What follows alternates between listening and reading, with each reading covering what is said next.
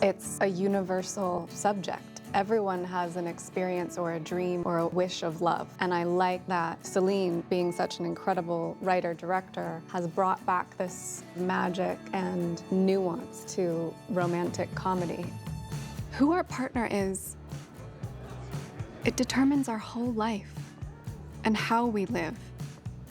Not for 1, 2, 10 years, but forever.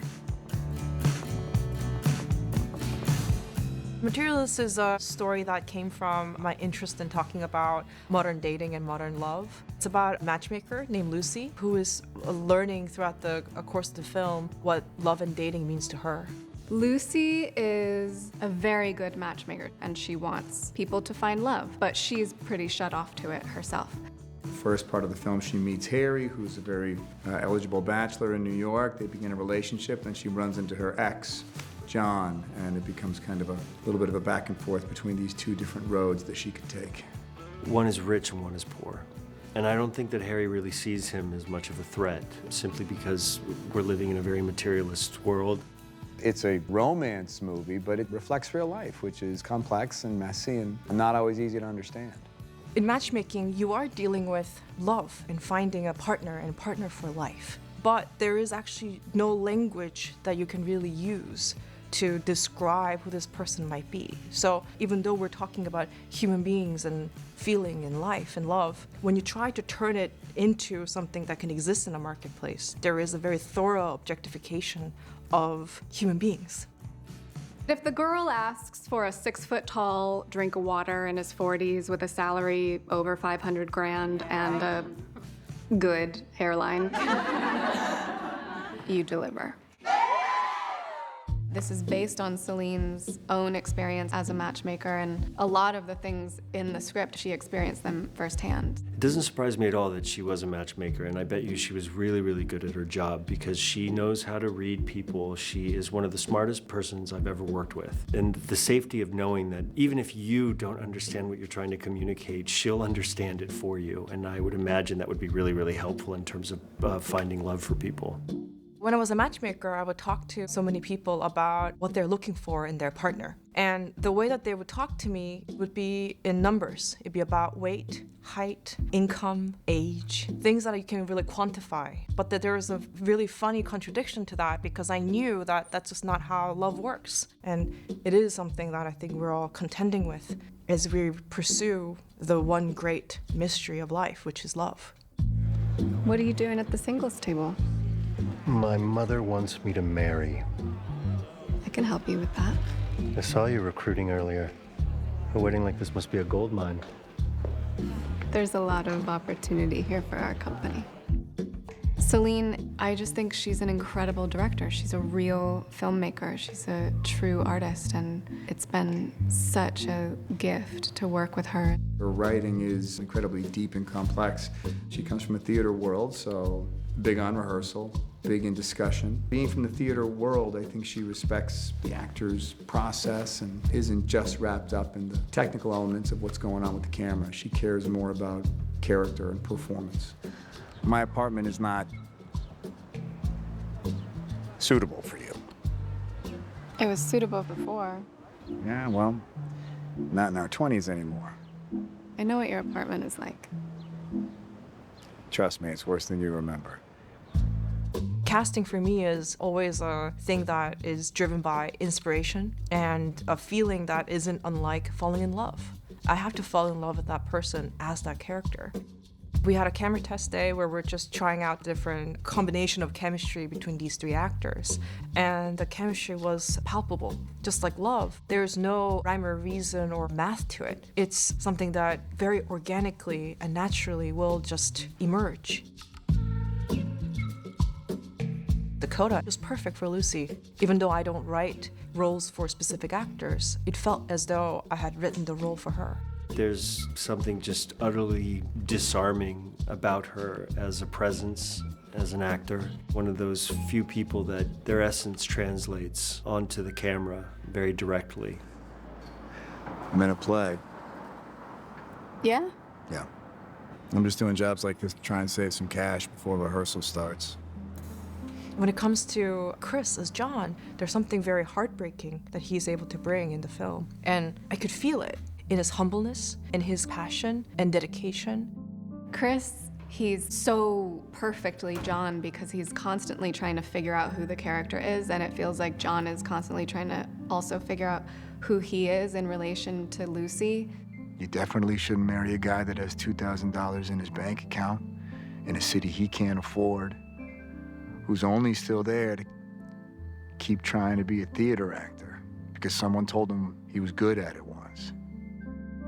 Pedro and I, we've known each other before making Materialists. And we've, of course, had many conversations. And there was one particular conversation where we talked about how difficult love is and how holy we think it is and how rare we think it is. And because of this one conversation that went very deep, I suddenly saw my friend and I thought, oh, no, he's Harry.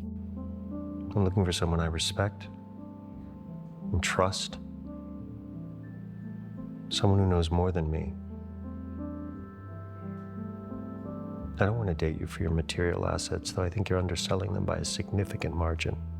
He's a brilliant actor and was so perfect for the role because there's this vulnerability behind all of the bravado that I think Pedro really did a perfect job with. You look at him and his profile, it's like he's the perfect man, but then it turned out to be the key to the character because ultimately his secret is something that is incredibly vulnerable. And my fear of not being convincing in this role, essentially, was the key to who this guy was. You're exactly what I'm looking for, and I know I can make your life better. Harry, you don't want to marry me. You want to do business with me, just like I want to do business with you. But isn't marriage a business deal? Yes, it is. But love has to be on the table. What I love about Materialists is that it takes a genre that we're all so in love with, in my opinion, subverts it and says some very meaningful things while entertaining you very deeply. The story that I thought about a lot when I was making Materialist is Pride and Prejudice. Mr. Darcy, he is somebody who is a solution to all of Liz Bennet's financial and practical problems, and also happens to be the love of her life. I think that we all know that sometimes that's not necessarily the reality. Sometimes those qualities are in two different people. I think that Lucy, if she wanted to be with Harry, would have certain ideas of comfort for her met. And being with John means that certain needs of her soul and her being would be met. How much is this apartment? $12 million. When I was making this film, I talked about it almost in the structure of a noir because it's about a woman who is in a very cynical job in the beginning of it. Lucy, as a bit of a detective, her cynical job starts to unravel. And by the end of it, just like in a noir, she comes out with a different understanding of herself, the one case that changes her life.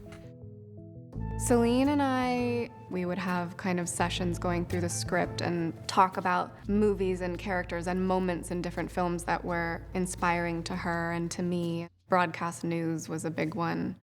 You can't end up with Tom because it totally goes against everything that you're about. Yeah. A lot of movies where the center of the film is a woman who's like, what am I gonna do with my life? There are so many movies that inspire me in making this film, like Billy Wilder's The Apartment, or Broadcast News, or You've Got Mail. These movies talk about love openly and very frankly. The great romance is always about the job that the main character has being at the heart of the decisions that she has to make. Executive producer. Wow. Stand by, BT5. New York always has been and always will be a character unto itself. It's such an inspiring place to film a movie. There's just no place like it, and that's a very specific thing to capture visually and energetically. My production designer, Tony Gasparo, something that we were talking about the whole time is the way to tell the story of this film through the environment and the architecture in different parts of New York City. We shot a lot of New York in terms of diversity of like all the different kind of people and the social economic places that people live. This film takes place all across Manhattan and Brooklyn, everywhere from Central Park to Sunset Park. John lives in Sunset Park. I was looking for a neighborhood that has not yet gone through as much gentrification and where the rent is still reasonably $850. Harry lives in Tribeca. In Tribeca, there are these really beautiful lofts. They're actually designed often for bachelors. Lucy, we found a location in Cobble Hill that we thought that, okay, this is actually presumably, believably something that Lucy could afford. Barely afford, but could afford. She is living in a bit of an aspirational place. There were so many realistic economic conversations about where these characters live. It was really important that we knew the average rent of these neighborhoods precisely because of the nature of this film. It's a gorgeous movie and a great story, and happens to be shot on 35mm, which captures a visual experience of a city like New York in which we haven't seen since some of my favorite classics. Yeah. Do the Right Thing, Working Girl.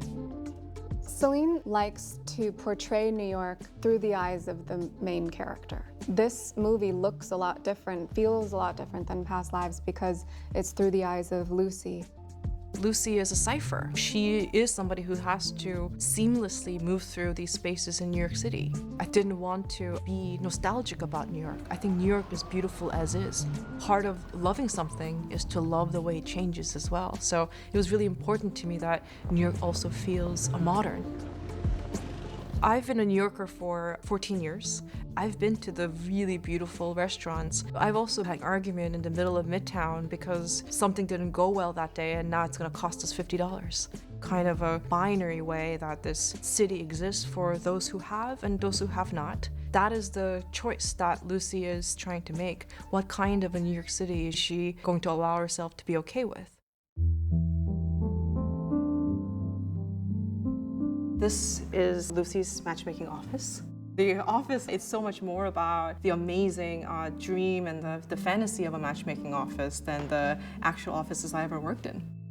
It's like Wolf of Wall Street, but women. When there's like a big win, it's not like chest bumps, it's like squeals.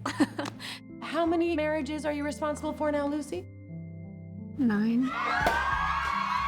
Wolf of Wall Street, but we were going to extract all of the testosterone and make it a place where it definitely felt like women not only all worked there, but they even designed the locations. Every single station at a door was curated very specifically and individually. Every girl had a different sort of persona and a different look. So there are 3 weddings in this film. These 3 weddings have to feel completely different, but perfect in its own way. The first wedding, it's as if there were no limits. A fairy tale fantasy wedding of somebody who has unlimited resources. Second wedding, it is a beautiful barn wedding happening in nature. I feel like anytime that somebody has a wedding in nature, it is because we want to feel rooted in something that's very primal. The final wedding in the city hall, it is about the names on a piece of paper. And we're all there to do the same thing, but all the relationships are different and all the reason and the way that people are getting married is completely different. Shabir Krishner, my DP, and I, we were talking about different looks for the film. This Gordon Parks photo served as a reference for us. In this image, there's a beautiful silver texture. We are trying to bring out the silver in the image. Almost the entire visual language was like in this one photograph. We were making sure that every piece of jewelry that Lucy's wearing has silver in it. So the blue dress at the wedding, that dress is so chic and minimal, and it touches on the silver tone that we were all after. Save the floral prints for the upstate wedding where she's with John because she's not in bloom yet. She blossoms with her real true love. It was really important for me and my costume designer to talk about the kind of fabric and the way that each piece of clothing lays on a person. So for example, when it comes to John, we were looking for shirts and things like that that feels really, really warm. So we're looking for things in the thrift stores. Am I dressed nice enough? You might be dressed too nice. When it comes to Harry, we're looking for something that reads heavy and reads luxurious. Even though you see both John and Harry in suits, the suit that John is wearing is for caterators, and for Harry, it is bespoke and is meant to fit him perfectly. It's just dating. It's not that serious. Right. Dating's not serious. It's just girl shit, right? That's not what I meant. The genre of romance, it's very easy to dismiss it as chick flicks. But the truth is that love is a universal experience, and it's a universal mystery. We all have so much to say about it. That's what, to me, is at the heart of this movie. Touches on the perils of modern dating and the challenges that exist in meeting the right person. It's very raw and real and honest, and the things that are funny, like the comedy part, is the reality part. You're laughing at something because you are that person or you've been on the other side of that person. We're looking at some kind of intense issues about what people are looking for, how they look for it, what we value, what we're willing to see in ourselves and discover in other people. Celine has taken the opportunity to subvert a genre and keep us on our toes in terms of what we think we know of romantic comedy, and ultimately show us these very whole characters that we can all relate to. This is a conversation that is worth having because it concerns our soul and the way we live. It is the most important and earth-shattering thing that all of us encounter in our lives. One great drama that exists in all of us. How'd you like to make a very bad financial decision?